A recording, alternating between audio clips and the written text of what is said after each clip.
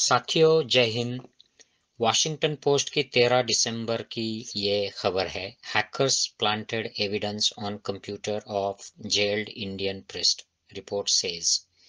तो ये स्टैन स्वामी के बारे में डिटेल दिए है और उनके द्वारा बाकी के जो भीमा कोरेगांव के जो लोग जेल में बंद किए गए, उनके खिलाफ किस तरीके से षड्यंत्र रचा गया, उसके डिटेल्स इस न्यूज़ में है। आप भी देख सकते हो, वॉशिंगटन पोस्ट की 13 दिसंबर का ये इशू है, या ऑनलाइन भी अवेलेबल है। तो मैं आपको इसको शॉर्ट में एक्सप्लेन करता हूँ हिंदी में।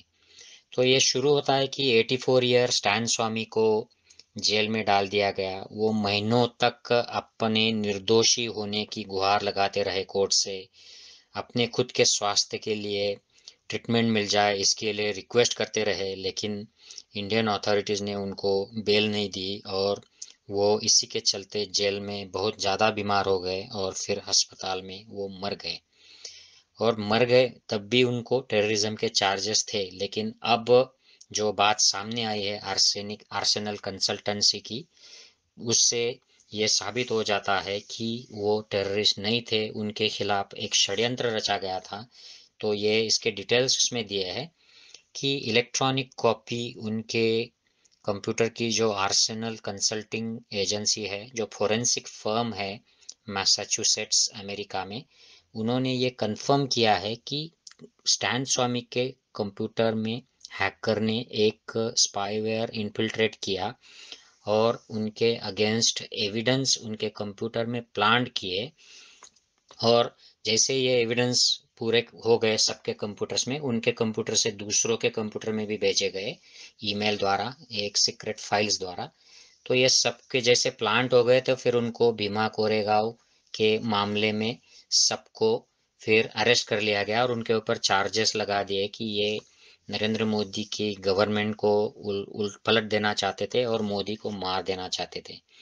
तो ये जो 16 लोग अरेस्ट हो गए थे, इनमें से काफ़ी सारे ये एक्टिविस्ट है, एकेडमिशियंस है, लॉयर्स है, टीचर्स है, प्रोफेसर्स है।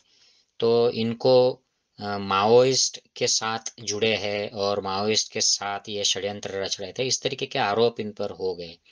और ऐसे एंटी टेररिस्ट लॉ के अंडर इनको फंसा दिया गया कि ये लॉ में बेल मिलना मुश्किल हो जाता है और इसके अंडर चार्जेस जो लगाए जाते हैं वो प्रूव भी नहीं हुए हैं। काफ़ी सारे केसेस में तो ये गलत ही साबित हुए हैं, ऐसा ये कायदा है।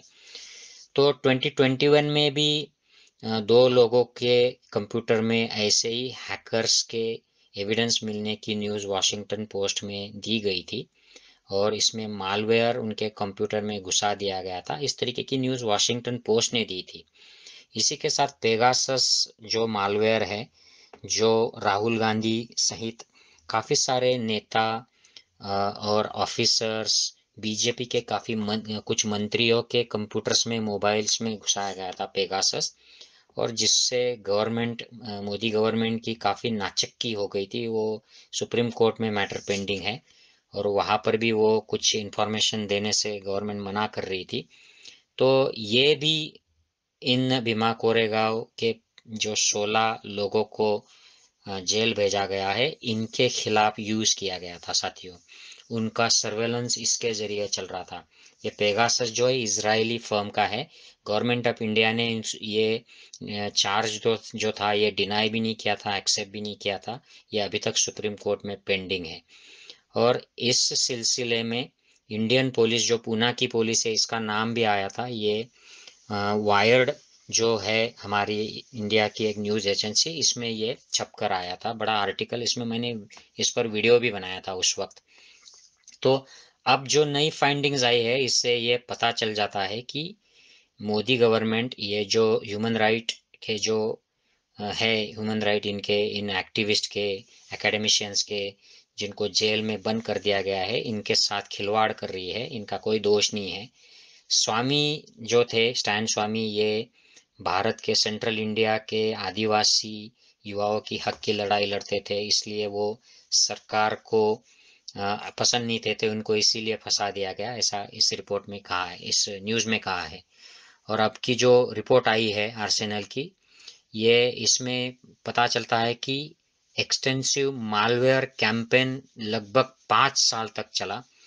ये 2014 अक्टूबर से 2019 तक उनके कंप्यूटर का कंट्रोल हैकर ने किया था, और वहाँ से फिर वो फाइल्स कंप्यूटर में डाल रहा था उनके हिडन फोल्डर में, वहाँ से ईमेल्स भेज रहा था, और इस तरीके का उस ग्रुप को पूरी तरीके से फंसाया गया, उनको उनके अगेंस्ट एविडेंस प्लान किए गए और फिर उनको पकड़ा गया। और उनको फिर बोल दिया गया कि ये भीमा कोरेगांव के संबंध में जो एल्गार परिषद पुणे में हुई थी 2018 में, उसमें ये सब इसमें से कुछ शामिल हुए थे, और उनको जोड़कर बाकी एक्टिविस्ट को भी पकड़ लिया गया, और जेल में वो 4 साल से लगभग, उनमें से कुछ लोग जेल में आज तक सड़ रहे हैं। तो एनआईए को इस सिलसिले में international human groups, United Nations, इन्होंने इंडियन गवर्नमेंट को, एनआईए को अपील किया है कि भाई ये इन लोगों को आप बेल दे दो, इसमें से कुछ लोग तो काफ़ी बीमार है, तो इनके ह्यूमन राइट्स की आपको कदर करनी चाहिए, लेकिन उनके तरफ से कोई जवाब नहीं आया है, कोई रिएक्शन नहीं आई है। तो उनके स्टैन स्वामी के एक फ्रेंड है फादर जोसेफ सेवियर, वो कहते हैं कि इससे आर्सेनल के रिपोर्ट से ये अब प्रूव हो गया है कि स्टैन स्वामी को सिस्टमेटिकली टारगेट किया गया, उनके अगेंस्ट चार्जेस ये प्लांट किए गए, ये सारे एविडेंसेस, क्योंकि वो आदिवासियों की बात करते थे, इसलिए उनको फंसाया गया। लेकिन अब ये प्रूव हो गया है कि वो निर्दोष थे, उनका टेररिज्म से कोई संबंध नहीं था। वॉशिंगटन पोस्ट ने 2 मालवेयर और डिजिटल फोरेंसिक एक्सपर्ट से बात की, और ये आर्सेनल की जो रिपोर्ट है उसके बारे में उनकी राय ली। तो उन्होंने कहा है, जो रॉबर्ट जॉन मोरा करके ये डिजिटल फोरेंसिक एक्सपर्ट है वॉशिंगटन डीसी में साइबर सिक्योरिटी के, उन्होंने कहा है कि आर्सेनल की ये जो रिपोर्ट है फादर स्टैन स्वामी के बारे में, ये कन्विंसिंग है और फर्म एविडेंस है कि इनके कंप्यूटर में ये हैकर ने मालवेयर इम्प्लांट किया और उनको फंसाया है। और ये दूसरे एक एक्सपर्ट है अलेसांड्रो डी कार्लो, ये भी इटालियन साइबर सिक्योरिटी कंपनी में काम करने वाले एक्सपर्ट है, उन्होंने भी कहा है कि ये थरो और कॉम्प्रहेंसिव एविडेंस है कि स्टैन स्वामी का लैपटॉप ये इन्फेक्ट किया गया। और आर्सेनल के रिपोर्ट जैसे कहती है कि ये अक्टूबर 2014 से ही ये नेटवायर नाम के एक मालवेयर से इन्फेक्ट कराया गया था, और उस कंप्यूटर का कंट्रोल लिया गया, उनको ईमेल को एक्सेस किया गया, और वहाँ से फिर ये सारी फाइलें भेजी गई। तो ये रोना विल्सन और सुरेंद्र गडलिंग जो 2021 में इनके बारे में आर्सेनल ने रिपोर्ट दी थी, और उनके कंप्यूटर्स में भी ऐसे ही मालवेयर नेटवायर घुसाकर उनके कंप्यूटर्स का कंट्रोल लिया गया था। इसकी रिपोर्ट 2021 में आई थी, और इसके बारे में भी मैंने एक वीडियो बनाया था साथियों। तो स्टैन स्वामी के कंप्यूटर में 24,000 फाइल्स छुपाई गई थी, और उसके ज़रिए फिर ये एविडेंस ऐसे प्लांट किए गए और इन लोगों को फंसाया गया। और फिर जैसे ये सब काम हो गया, तब पुलिस ने जाकर फिर इन सबको पकड़ा, और फिर उनके ऊपर चार्जेस लगाकर उनको जेल में बंद कर दिया। तो जो फादर जेवियर है स्टैन स्वामी के दोस्त, जो मित्र है, वो कहते हैं कि Stan stood for justice and paid a price for it. Father Stan Swamy न्याय के साथ खड़े हुए, उसकी उन्हें सजा मिली, उनको प्राइज देनी पड़ी। तो बड़ी निराशाजनक बात है साथियों, और इसमें कोई आश्चर्य की बात नहीं है, जिनके घर के लोग, जिनके रिश्तेदार या दोस्त इस तरीके से जिंदगी भर अगर गरीबों की, आदिवासियों की, दलितों की, संविधान की समता की लड़ाई लड़ते हैं, और फिर कोई गवर्नमेंट आती है, वो अपने पुलिस को साथ लेकर कोई सॉफ्टवेयर मालवेयर उनके कंप्यूटर्स और इंस्ट्रूमेंट्स में घुसाकर उनको टेररिस्ट होने का दावा करती है और जेल में बंद कर देती है, और कब तक बंद करती है, जब तक वो मर ना जाए। तो फिर ऐसे हालात में निगेटिविटी तो आए जाए।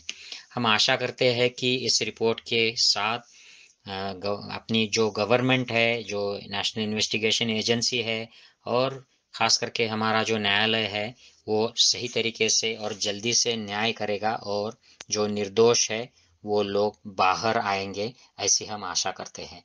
जय हिंद साथियों।